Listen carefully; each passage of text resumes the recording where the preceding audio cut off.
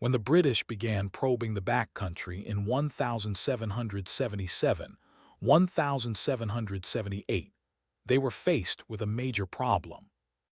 Any significant level of organized Loyalist activity required a continued presence of British regulars.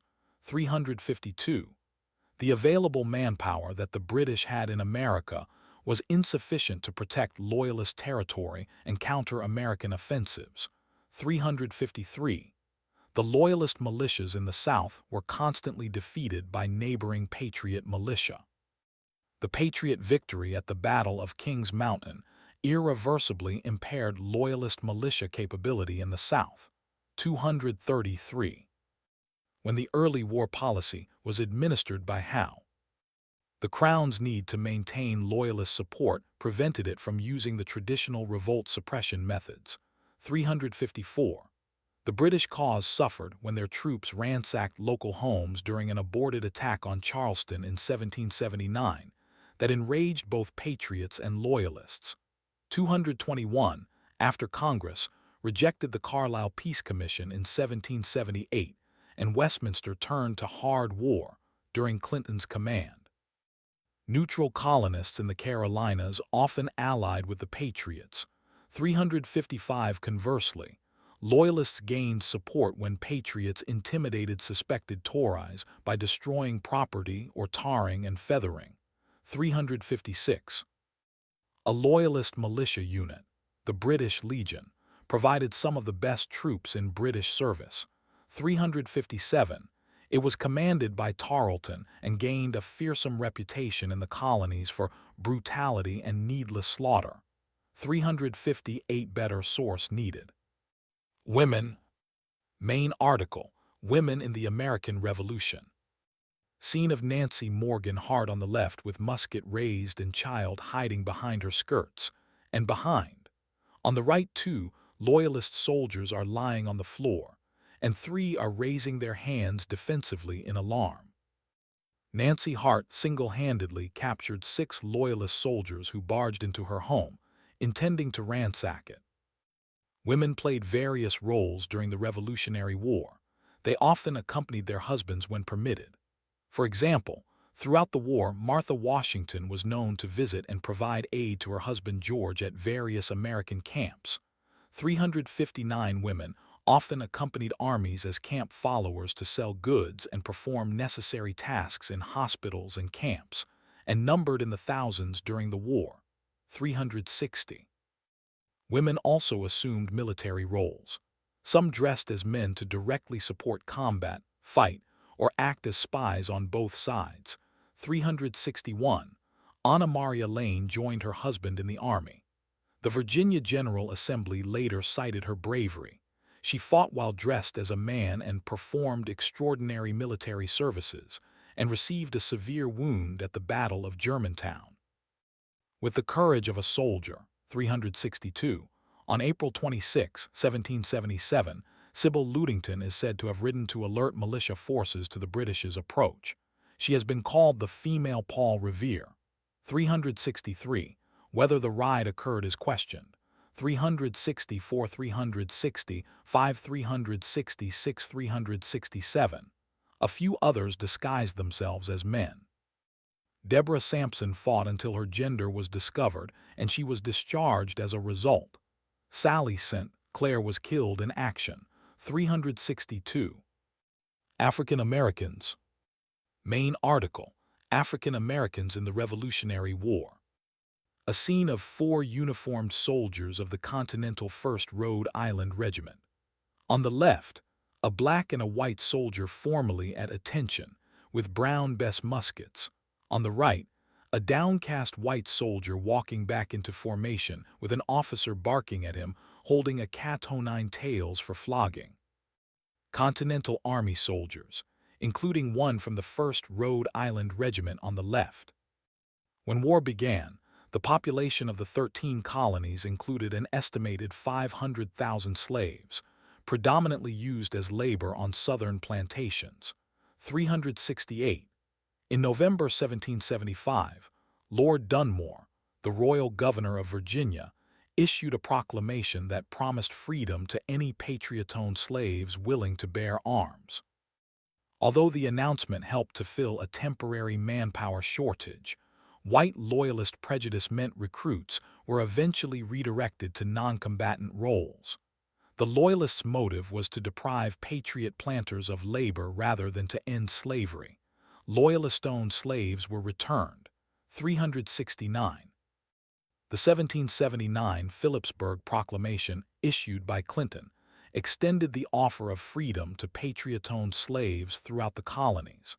It persuaded entire families to escape to British lines, many of which were employed growing food for the army, by removing the requirement for military service. While Clinton organized the Black Pioneers, he also ensured fugitive slaves were returned to Loyalist owners with orders that they were not to be punished. 370. As the war progressed, service as regular soldiers in British units became increasingly common. Black Loyalists formed 2 regiments of the Charleston garrison in 1783. 371. Estimates of the numbers who served the British during the war vary from 25,000 to 50,000, excluding those who escaped during wartime. Thomas Jefferson estimated that Virginia may have lost 30,000 slaves to escapes. 372. In South Carolina, nearly 25,000 slaves, about 30% of the enslaved population, either fled, migrated, or died, which significantly disrupted the plantation economies both during and after the war. 373. Black patriots were barred from the Continental Army until Washington convinced Congress in January 1778 that there was no other way to replace losses from disease and desertion. The 1st Rhode Island Regiment, formed in February, included former slaves whose owners were compensated. However, only 140 of its 225 soldiers were black, and recruitment stopped in June 1788. 374. Ultimately, around 5,000 African Americans served in the Continental Army and Navy in a variety of roles, while another 4,000 were employed in Patriot militia units, aboard privateers, or as teamsters, servants, and spies. After the war, a small minority received land grants or congressional pensions. Many others were returned to their masters post-war despite earlier promises of freedom. 375. As a Patriot victory became increasingly likely, the treatment of black Loyalists became a point of contention. After the surrender of Yorktown in 1781, Washington insisted all escapees be returned, but Cornwallis refused. In 1782 and 1783, around 8,000 to 10,000 freed blacks were evacuated by the British from Charleston, Savannah, and New York. Some moved on to London, while 3,000 to 4,000 settled in Nova Scotia. 376 white Loyalists transported 15,000 enslaved blacks to Jamaica and the Bahamas. The free black Loyalists who migrated to the British West Indies included regular soldiers from Dunmore's Ethiopian Regiment, and those from Charleston who helped garrison the Leeward Islands. 371. Native Americans. Main page. Category: Native American people in the American Revolution. Portrait of British Regular Army Colonel Joseph Brant, Iroquois Mohawk. Colonel Joseph Brant of the British-led Iroquois Mohawks in the war. Most Native Americans east of the Mississippi River were affected by the war, and many tribes were divided over how to respond. A few tribes were friendly with the colonists, but most natives opposed the union of the colonies as a potential threat to their territory. Approximately 13,000 natives fought on the British side, with the largest group coming from the Iroquois tribes, who deployed around 1,500 men. 33. Early in July 1776, Cherokee allies of Britain attacked the short-lived Washington District of North Carolina. Their defeat splintered both Cherokee settlements and people, and was directly responsible for the rise of the Chickamauga Cherokee, who perpetuated the Cherokee, American wars against American settlers for decades after hostilities with Britain ended. 377. Muskogee and Seminole allies of Britain fought against Americans in Georgia and South Carolina. In 1778, a force of 800 Muskogee destroyed American settlements along the Broad River in Georgia. Muskogee warriors also joined Thomas Brown's raids into South Carolina and assisted Britain during the Siege of Savannah. 378. Many Native Americans were involved in the fight between Britain and Spain on the Gulf Coast and along the British side of the Mississippi River. Thousands of Muskogee, Chickasaw, and Choctaw fought in major battles such as the Battle of Fort Charlotte, the Battle of Mobile, and the Siege of Pensacola. 379. The Iroquois Confederacy was shattered as a result of the American Revolutionary War. The Seneca, Onondaga, and Cayuga tribes sided with the British. Members of the Mohawks fought on both sides, and many Tuscarora and Oneida sided with the Americans. To retaliate against raids on American settlement by Loyalists and their Indian allies, the Continental Army dispatched the Sullivan Expedition throughout New York to debilitate the Iroquois tribes that had sided with the British. Mohawk leaders Joseph Louis Cook and Joseph Brant sided with the Americans and the British respectively, which further exacerbated the split. 380.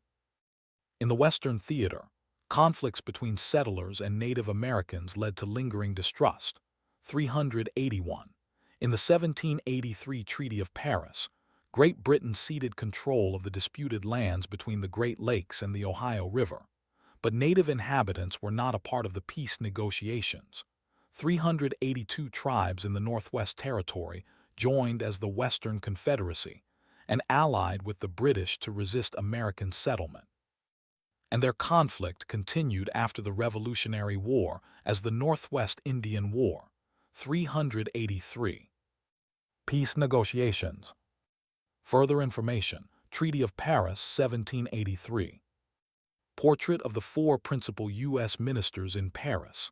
Left to right, John Adams, Benjamin Franklin, Henry Laurens, and their secretary on the far right. Treaty of Paris by Benjamin West portrays the American mission of left-right, John Adams, Benjamin Franklin, Henry Laurens, and William Temple Franklin. The portrait was never completed because the British commissioners refused to pose. Laurens, pictured, was actually in London at the time it was painted. 384. A New York City street scene, with a mounted George Washington riding at the head of a parade. Washington enters New York City at British evacuation, November 1783. St. Paul's Chapel is on left. The parade route in 1783 went from Bull's Head Tavern on Bowery, then continued down Chatham, Pearl, Wall, and ended at Cape's Tavern on Broadway. The terms presented by the Carlisle Peace Commission in 1778 included acceptance of the principle of self-government. Parliament would recognize Congress as the governing body, suspend any objectionable legislation, surrender its right to local colonial taxation, and discuss including American representatives in the House of Commons. In return, all property confiscated from Loyalists would be returned, British debts honored, and locally enforced martial law accepted.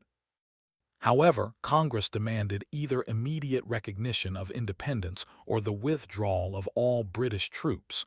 They knew the Commission were not authorized to accept these, bringing negotiations to a rapid end. 385.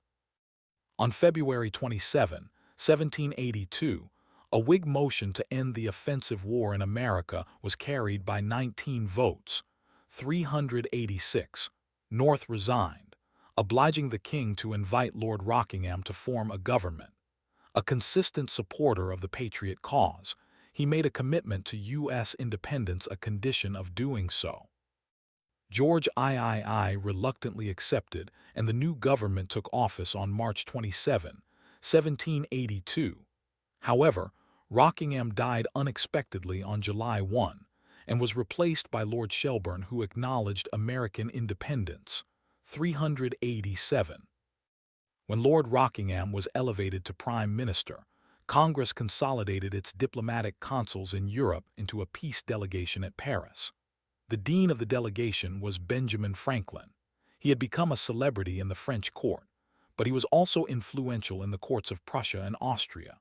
Since the 1760s, Franklin had been an organizer of British-American inter-colony cooperation, and then served as a colonial lobbyist to Parliament in London. John Adams had been consul to the Dutch Republic and was a prominent early New England patriot. John Jay of New York had been consul to Spain and was a past president of the Continental Congress. As consul to the Dutch Republic, Henry Lawrence had secured a preliminary agreement for a trade agreement. Although active in the preliminaries, he was not a signer of the conclusive treaty, 266. The Whig negotiators included longtime friend of Franklin David Hartley and Richard Oswald, who had negotiated Lawrence's release from the Tower of London. 266. The preliminary peace signed on November 30 met four key congressional demands: independence, territory up to the Mississippi, navigation rights into the Gulf of Mexico, and fishing rights in Newfoundland. 266. British strategy was to strengthen the U.S. sufficiently to prevent France from regaining a foothold in North America, and they had little interest in these proposals. 388. However, divisions between their opponents allowed them to negotiate separately with each to improve their overall position.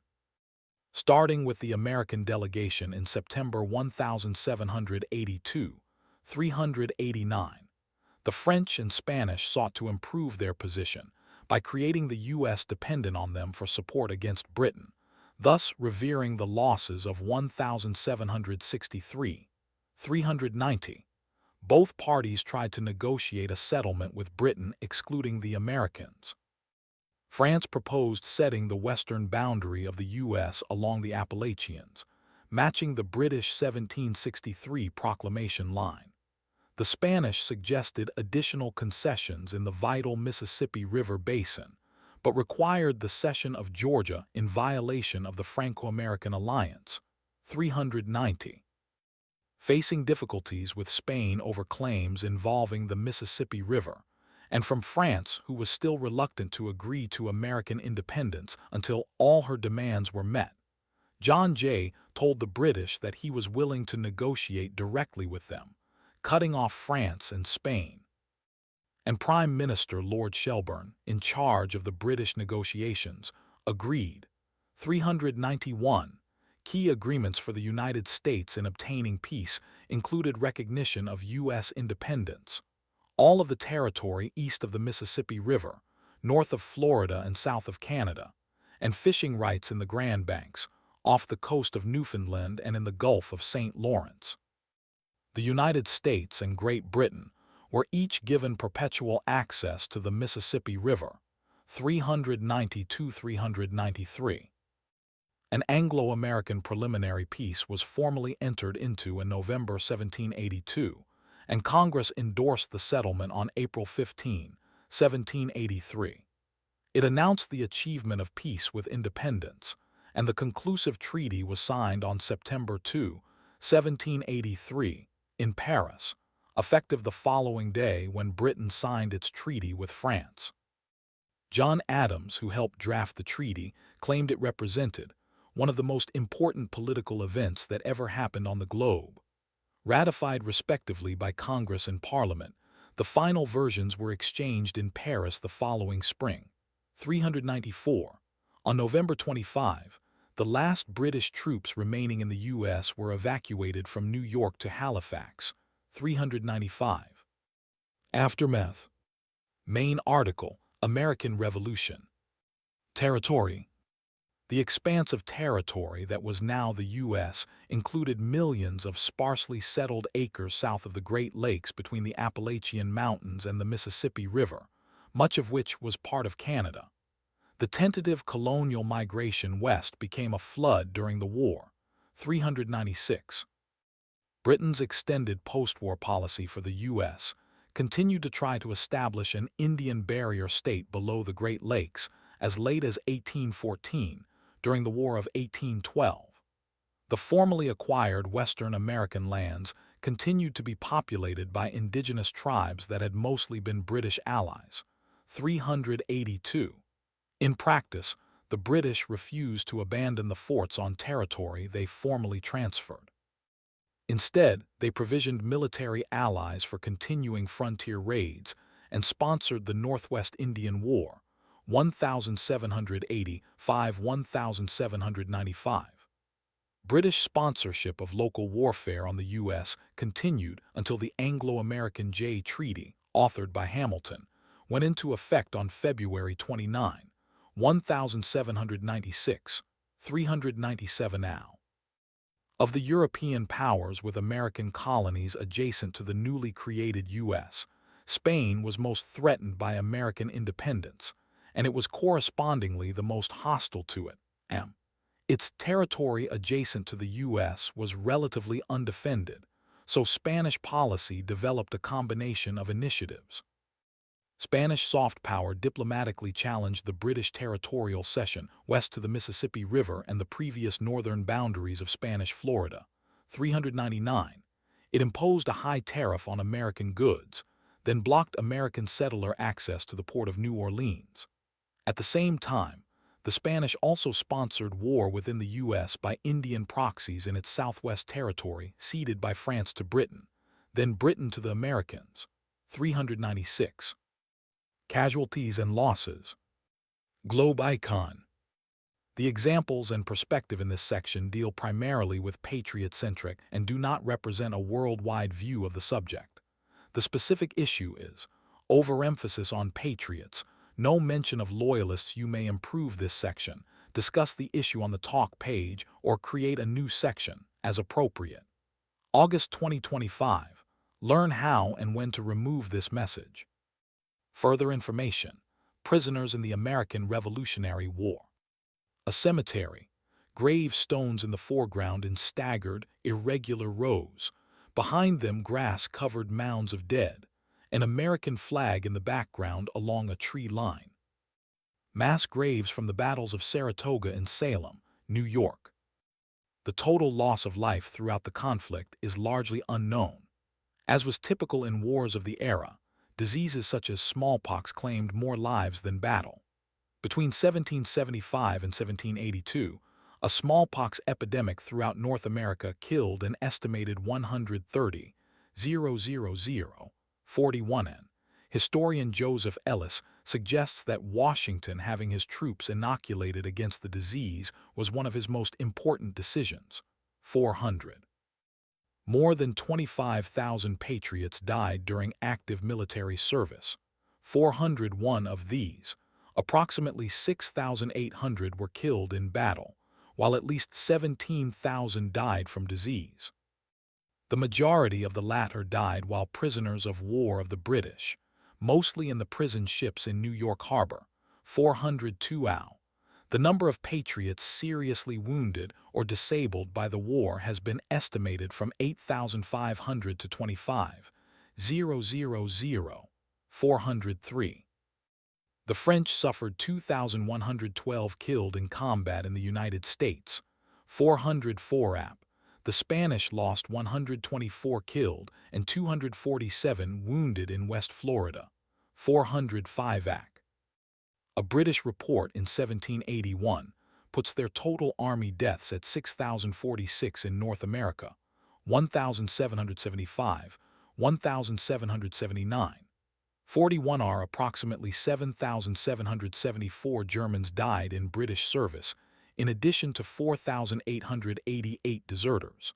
Among those labeled German deserters, however, it is estimated that 1,800 were killed in combat. 13 as. Legacy. The U.S. motto Novus Ordo Seclorum, meaning "a new age now begins," is paraphrased from Thomas Paine's Common Sense, published January 10, 1776. "We have it in our power to begin the world over again," Paine wrote in it. 412. The American Revolution set an example to overthrow both monarchy and colonial governments. The United States has the world's oldest written constitution, which was used as a model in other countries, sometimes word for word. The revolution inspired revolutions in France, Haiti, Latin America, and elsewhere. 413. Although the revolution eliminated many forms of inequality, it did little to change the status of women, despite the role they played in winning independence. Most significantly, it failed to end slavery. While many were uneasy over the contradiction of demanding liberty for some, yet denying it to others, the dependence of Southern states on slave labor made abolition too great a challenge. Between 1774 and 1780, many of the states banned the importation of slaves, but the institution itself continued. 414. In 1782, Virginia passed a law permitting manumission, and over the next 8 years more than 10,000 slaves were given their freedom. 415. The number of abolitionist movements greatly increased, and by 1804 all the northern states had outlawed it. 416, however. Slavery continued to be a serious social and political issue, and caused divisions that would ultimately end in civil war. Historiography. The body of historical writings on the American Revolution cite many motivations for the Patriot Revolt. 417 American patriots stressed the denial of their constitutional rights as Englishmen, especially no taxation without representation. Contemporaries credit the American Enlightenment with laying the intellectual, moral, and ethical foundations for the American Revolution among the Founding Fathers, who were influenced by the classical liberalism of John Locke and other Enlightenment writers and philosophers. Two treatises of government has long been cited as a major influence on Revolutionary-era American thinking. But historians David Lundberg and Henry F. may contend that Locke's essay concerning human understanding was far more widely read. 418 historians since the 1960s have emphasized that the Patriot constitutional argument was made possible by the emergence of an American nationalism that united the 13 colonies. In turn, that nationalism was rooted in a republican value system that demanded consent of the governed and deeply opposed aristocratic control. 419. In Britain, on the other hand, republicanism was largely a fringe ideology since it challenged the aristocratic control of the British monarchy and political system. Political power was not controlled by an aristocracy or nobility in the 13 colonies. Instead, the colonial political system was based on the winners of free elections, which were open at the time to the majority of white men. In analysis of the Revolution, historians in recent decades have often cited three motivations behind it. 420. The Atlantic History View places the American story in a broader context, including subsequent revolutions in France and Haiti. It tends to reintegrate the historiographies of the American Revolution and the British Empire. 420, 420 to 423. The New Social History approach looks at community social structure to find cleavages that were magnified into colonial cleavages. The ideological approach that centers on republicanism in the United States, 424 republicanism, dictated there would be no royalty, aristocracy, or national church, but allowed for continuation of the British common law, which American lawyers and jurists understood and approved and used in their everyday practice. Historians have examined how the rising American legal profession adopted British common law to incorporate republicanism by selective revision of legal customs and by introducing more choices for courts. 425 426. Revolutionary War commemoration stamps. After the first U.S. postage stamp was issued in 1849, the U.S. Postal Service frequently issued commemorative stamps celebrating people and events of the Revolutionary War. The first such stamp was the Liberty Bell issue of 1926.